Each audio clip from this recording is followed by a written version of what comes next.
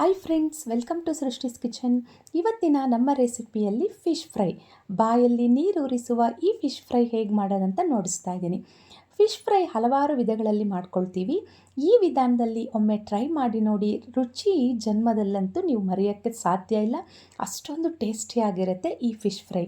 ಹಾಗಿದ್ರೆ ತಡಬೇಡ, ಇದರ ತಯಾರಿ ವಿಧಾನವನ್ನು ನೋಡೋಣ. ಫ್ರೆಂಡ್ಸ್, ಈ ರೆಸಿಪಿನ ಮಾಡಲಿಕ್ಕೆ ನಾನಿಲ್ಲಿ ಒಂದು 2 kgಯಷ್ಟು ಫಿಶ್ ತೊಗೊಂಡು ಬಂದಿದ್ದೆ. ಇವತ್ತು ಮನೆಗೆ ಗೆಸ್ಟ್ ಬರ್ತಾರೆ, ಹಾಗಾಗಿ ಸ್ವಲ್ಪ ಹೆಚ್ಚಿಗೆನೇ ಮಾಡ್ತಾಯಿದ್ದೀನಿ.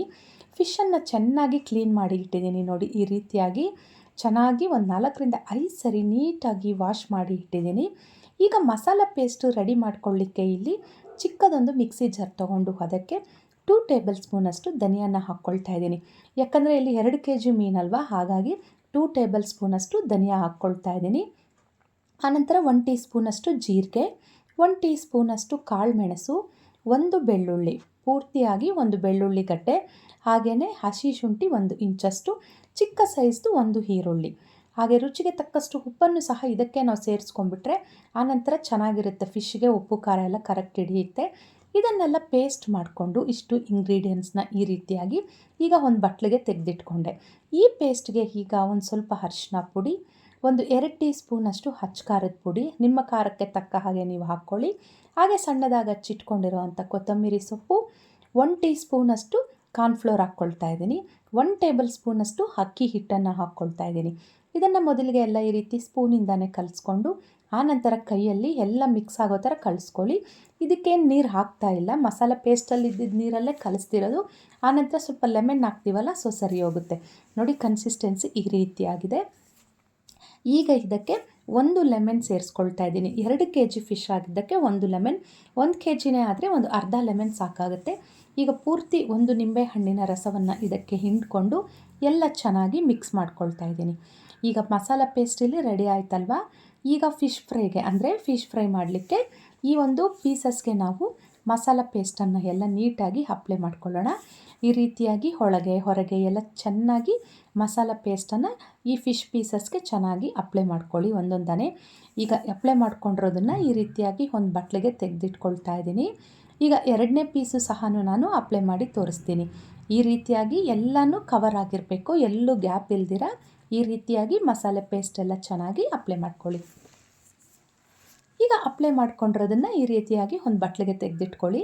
ಈಗ 2ನೇ ಪೀಸು ಸಹ ಮಾಡಿ ತೋರಿಸ್ತಾ ಇದ್ದೀನಿ. ನೋಡಿ, ಎಲ್ಲೂ ಗ್ಯಾಪ್ ಅನ್ನೋದೇ ಇಲ್ದಿರ ಮಸಾಲ ಪೇಸ್ಟನ್ನು ಕ್ಲೀನಾಗಿ ಫಿಶ್ ಪೀಸಸ್ಗೆ ಅಪ್ಲೈ ಮಾಡ್ಕೊಳ್ಳಿ ಒಂದೊಂದು ಹಾಗೆಯೇ. ಈಗ ಇದೇ ರೀತಿಯಾಗಿ ಉಳಿದ ಪೀಸಸ್ಗೆಲ್ಲನೂ ಮಸಾಲ ಪೇಸ್ಟನ್ನು ನೀಟಾಗಿ ತುಂಬಿಸ್ಕೊಳ್ಳಿ. ಒಂದು ವೇಳೆ ಮಸಾಲ ಏನಾದರೂ ಕಡಿಮೆ ಬಂದರೆ ಪುನಃ ಬೇಕಾದರೂ ನೀವು ಇದೇ ಥರನೇ ಮಾಡ್ಕೋಬೋದು. ನಾನು ತೊಗೊಂಡಿದ್ದ 2 kg ಪೀಸಸ್ಗೆ ನಾನು ಹಾಕ್ಕೊಂಡಿದ್ದ ಇಂಗ್ರೀಡಿಯೆಂಟ್ಸ್ ಮಸಾಲ ಪೇಸ್ಟು ಕರೆಕ್ಟಾಗಿ ಆಯಿತು. ಈಗ ಇದನ್ನು ಫ್ರೀಝರಲ್ಲಿ ಇಟ್ಬಿಡಿ, ಫ್ರಿಜ್ಜಲ್ಲೆಲ್ಲ ಫ್ರೀಝರಲ್ಲಿ ಈ ರೀತಿ 2-3 ಅವರ್ ಇಟ್ಬಿಡಬೇಕು. ಈಗ ಫ್ರೀಝರಲ್ಲಿ ಇಟ್ಟ ನಂತರ 3 ಅವರ್ ಆದಮೇಲೆ ನಾನು ಪಕ್ಕಕ್ಕೆ ತೆಗೆದಿದ್ದೀನಿ. ನೋಡಿ, ಫ್ರೀಝರಲ್ಲಿ ಇಟ್ಟಿದ್ದಕ್ಕೆ ಗಾಜದು ಬೌಲೆಲ್ಲ ಹೇಗಾಗಿದೆ ಅಂತ. ಈಗ ಸ್ಟವ್ ಮೇಲೆ ಒಂದು ಪ್ಯಾನ್ ಇಟ್ಟು ಎಣ್ಣೆಯನ್ನು ಹಾಕ್ಕೊಳ್ತಾ ಇದ್ದೀನಿ. ಎಣ್ಣೆ ತೀರಾನು ಜಾಸ್ತಿ ಹಾಕೋ ಹಾಗಿಲ್ಲ, ಈ ರೀತಿಯಾಗಿ ಮೀಡಿಯಮ್ಮಾಗಿ ಹಾಕ್ಕೊಂಡು ಎಣ್ಣೆ ಎಲ್ಲ ಚೆನ್ನಾಗಿ ಕಾದ್ಮೇಲೆ ಒಂದೊಂದು ಪೀಸಸ್ಸನ್ನೇ ಇದರಲ್ಲಿ ಹಾಕ್ಕೊಂಡು ಫ್ರೈ ಮಾಡ್ಕೊಳ್ಳೋದು. ನಾನು ಒಂದು ಸರಿಗೆ 3 ಪೀಸಸ್ಸನ್ನು ಹಾಕ್ಕೊಳ್ತಾ ಇದ್ದೀನಿ. ಸ್ಟವ್ ಮೀಡಿಯಮ್ ಫ್ಲೇಮಲ್ಲಿ ಇಟ್ಕೊಳ್ಳಿ. ಫಿಶ್ ಫ್ರೈ ಮಾಡುವಾಗ ಯಾವಾಗಲೂ ಅಷ್ಟೇ ಪೀಸಸ್ಸನ್ನು ನಾವು ಹಾಕಿದ ತಕ್ಷಣಕ್ಕೆ ತಿರುಗಿಸ್ಲಿಕ್ಕೆ ಹೋಗಬೇಡಿ. ಸ್ವಲ್ಪ ಬಿಟ್ಬಿಟ್ಟು ಅದೆಲ್ಲ ನೋಡಿ, ನಾವು ತಿರುಗಿಸಿದಾಗ ಒಂದು ಕಡೆ ಕಂಪ್ಲೀಟಾಗಿ ಫ್ರೈ ಆಗಿರಬೇಕು. ತಕ್ಷಣಕ್ಕೆ ತಿರುಗಿಸಿದ್ರೆ ಮಸಾಲ ಎಲ್ಲ ಅಂಟ್ಕೊಳ್ಳುತ್ತೆ. ಹಾಗಾಗಿ ಸ್ಟವ್ ಮೀಡಿಯಮ್ ಫ್ಲೇಮಲ್ಲಿ ಇಟ್ಕೊಂಡು ಒಂದು 6-7 ನಿಮಿಷಗಳ ಕಾಲ ಒಂದು ಕಡೆ ಚೆನ್ನಾಗಿ ಫ್ರೈ ಆದಮೇಲೆ ಈಗ ಅದನ್ನು ಇನ್ನೊಂದು ಕಡೆಗೆ ತಿರುವಾಕ್ಕೊಳ್ತಾ ಇದ್ದೀನಿ. ಈಗ ಆ ಕಡೆ ಇರೋ ಪೀಸ್ 2 ಚೆನ್ನಾಗಾಗಿದೆ, ಈ ಮಿಡಿಲಲ್ಲಿರೋದು ಇನ್ನೂ ಸ್ವಲ್ಪ ಫ್ರೈ ಆಗಬೇಕು. ಅದನ್ನೇ ಈ ರೀತಿ ಅಡ್ಜಸ್ಟ್ ಮಾಡ್ಕೊಳ್ತಾ ಇರ್ರಿ. ಉರಿ ಎಲ್ಲಿ ಬರುತ್ತೋ ಅಲ್ಲಿ ಪೀಸಸನ್ನು ಇಟ್ಟು ಈ ರೀತಿ ಅಡ್ಜಸ್ಟ್ ಮಾಡ್ಕೊಳ್ತಾ 2 ಕಡೆ ಒಳ್ಳೆ ರೋಸ್ಟ್ ಆಗೋವರೆಗೂ ಚೆನ್ನಾಗಿ ಇದನ್ನು ಫ್ರೈ ಮಾಡ್ಕೊಳ್ಳಿ. ಈಗ ನಾವು ಫಸ್ಟ್ಗೆ ಹಾಕಿದ ಪೀಸಸ್ ಇಲ್ಲಿ ಫ್ರೈ ಆಗಿದೆ, ಅದನ್ನು ಪಕ್ಕಕ್ಕೆ ತೆಗೆದುಕೊಳ್ತಾ ಇದ್ದೀನಿ.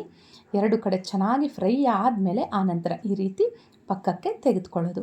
ನೋಡಿ, ಎಷ್ಟು ಚೆನ್ನಾಗಿದೆ, ಕ್ರಿಸ್ಪಿಯಾಗಿರುತ್ತೆ. ಮೇಲೆ ಕ್ರಿಸ್ಪಿಯಾಗಿ ಒಳಗಡೆ ಸಾಫ್ಟಾಗಿ ತುಂಬ ಚೆನ್ನಾಗಿರುತ್ತೆ ಈ ಫಿಶ್ ಫ್ರೈ. ಕಾರ್ನ್ಫ್ಲೋರ್ ಹಾಕಿದ್ದೀವಲ್ಲ, ಸೊ ಹಾಗಾಗಿ ಒಳ್ಳೆ ಕೋಟಿಂಗ್ ಕೊಡುತ್ತೆ. ಹೊರಗಡೆ ಚೆನ್ನಾಗಿ ಔಟರ್ ಲೇಯರ್ ಒಳ್ಳೆ ಕ್ರಿಸ್ಪಿಯಾಗಿ ಇರುತ್ತೆ. ಈಗ ಅದನ್ನೆಲ್ಲ ಈ ರೀತಿ ಪಕ್ಕಕ್ಕೆ ತೆಗೆದುಕೊಳ್ತಾ ಇದ್ದೀನಿ. ಈಗ ಸೆಕೆಂಡ್ ಟ್ರಿಪ್ಪನ್ನು ಸಹ ಇದೇ ರೀತಿಯಾಗಿ ಒಂದೊಂದು ಪೀಸನ್ನೇ ಅಂದರೆ ಒಂದು ಟ್ರಿಪ್ಗೆ ಇಲ್ಲಿ ನಾನು ತೊಗೊಂಡಿರೋವಂಥ ಪ್ಯಾನಲ್ಲಿ 3 ಪೀಸನ್ನು ಹಾಕಿ ಫ್ರೈ ಮಾಡ್ಕೊಬೋದು. ಒಂದು ಕಡೆ ಚೆನ್ನಾಗಿ ಫ್ರೈ ಆದಮೇಲೆ ಈ ರೀತಿಯಾಗಿ ಇನ್ನೊಂದು ಕಡೆಗೆ ತಿರುಗಿಸ್ಕೊಳ್ತಾ ಎರಡೂ ಕಡೆಯೂ ಒಳ್ಳೆ ಕಲರ್ ಬರೋವರೆಗೂ ಚೆನ್ನಾಗಿ ಇದನ್ನು ಫ್ರೈ ಮಾಡ್ಕೊಳ್ಳಿ. ಸ್ಟವ್ ಮೀಡಿಯಮ್ ಫ್ಲೇಮಲ್ಲೇ ಇಟ್ಕೊಳ್ಳಿ, ಹೈ ಫ್ಲೇಮಲ್ಲೆಲ್ಲ ಇಡಬೇಡಿ. ಸುಮ್ಮನೆ ಬೆಂದಂಗಿರುತ್ತೆ ಅಷ್ಟೇ, ಕಲರ್ ಚೇಂಜ್ ಆಗುತ್ತೆ. ಈ ರೀತಿ ನಾವು ಮೀಡಿಯಮ್ ಫ್ಲೇಮಲ್ಲಿ ಇಟ್ಕೊಂಡಾಗ ಒಳ್ಳೆ ಕಲರ್ ಸಹ ಬರುತ್ತೆ ಫಿಶ್ ಫ್ರೈ ಅನ್ನೋದು. ನೋಡ್ತಾ ಇದ್ದೀರಾ ಅಲ್ವಾ ವಿಡಿಯೋದಲ್ಲಿ, ನೋಡಿದ್ರೇ ಬಾಯಲ್ಲಿ ನೀರು ಬರೋ ಥರ ಇದೆ. ನಿಜವಾಗ್ಲೂ ಹೇಳ್ತಿದ್ದೀನಿ, ಸಖತ್ ಟೇಸ್ಟಿಯಾಗಿರುತ್ತೆ. ಈ ಮೆಥಡಲ್ಲಿ ಒಮ್ಮೆ ನೀವು ಸಹ ಫಿಶ್ ಫ್ರೈ ಟ್ರೈ ಮಾಡಿ. ಈ ಸರಿ ನೀವು ಫಿಶ್ ಫ್ರೈ ಮಾಡೋವಾಗ ಈ ವಿಧಾನದಲ್ಲಿ ಟ್ರೈ ಮಾಡಿ. ನಾನು ಹೇಳಿದಾಗೆ ಈ ಜನ್ಮದಲ್ಲಿ ಇದರ ರುಚಿಯಂತೂ ನೀವು ಮರೆಯೋದಿಲ್ಲ. ಈಗ 3ನೇ ಟ್ರಿಪ್ಪು ಸಹ ಹಾಕಿದ್ದೀನಿ. ಇದೇ ರೀತಿಯಾಗಿ ಒಂದೊಂದಾಗೇ ಎಲ್ಲನೂ ಮಾಡ್ಕೊಳ್ಳಿ. ನಿಮಗೆ ಇಷ್ಟು ಅವಶ್ಯಕತೆ ಇಲ್ಲ ಅಂದರೆ ಎಷ್ಟು ಬೇಕೋ ಅಷ್ಟು ಪೀಸಸ್ನ ಫ್ರೈ ಮಾಡಿಕೊಂಡು ಉಳಿದಿರೋದು ಹಾಗೆ ಫ್ರಿಜ್ಜಲ್ಲಿ ಇಟ್ಕೊಂಡು ನೀವು ಯಾವಾಗ ಬೇಕೋ ಆವಾಗ ಸಹ ಫಿಶ್ ಫ್ರೈ ಮಾಡ್ಕೋಬೋದು. ಅಂದರೆ ತುಂಬ ದಿನವೂ ಸ್ಟಾಕ್ ಇರಲ್ಲ, 1 ದಿನ 2 ದಿನ ಆಗ ಅಷ್ಟೇ. ನೋಡಿದ್ರಲ್ವ ಫ್ರೆಂಡ್ಸ್, ಎಷ್ಟು ಚೆನ್ನಾಗಿದೆ. ಬಾಯಲ್ಲಿ ನೀರೂರಿಸುವ ಫಿಶ್ ಫ್ರೈ ರೆಡಿ. ಅನ್ನ ರಸಮ್ ಮಾಡಿಕೊಂಡು ಈ ಫಿಶ್ ಫ್ರೈ ಹಾಕ್ಕೊಂಡು ತಿಂತಾಯಿದ್ರೆ ಆಹಾ ಸ್ವರ್ಗನೇ ಅಂತ ಹೇಳ್ಬೋದು. ಈ ರೀತಿ ಮೇಲೆ ಸ್ವಲ್ಪ ಲೆಮನ್ ಇಟ್ಕೊಂಡು ಇದನ್ನು ತಿನ್ನಿ, ಸಖತ್ ಟೇಸ್ಟಿಯಾಗಿರುತ್ತೆ. ಇಷ್ಟ ಆಗಿದ್ದರೆ ಲೈಕ್ ಮಾಡಿ.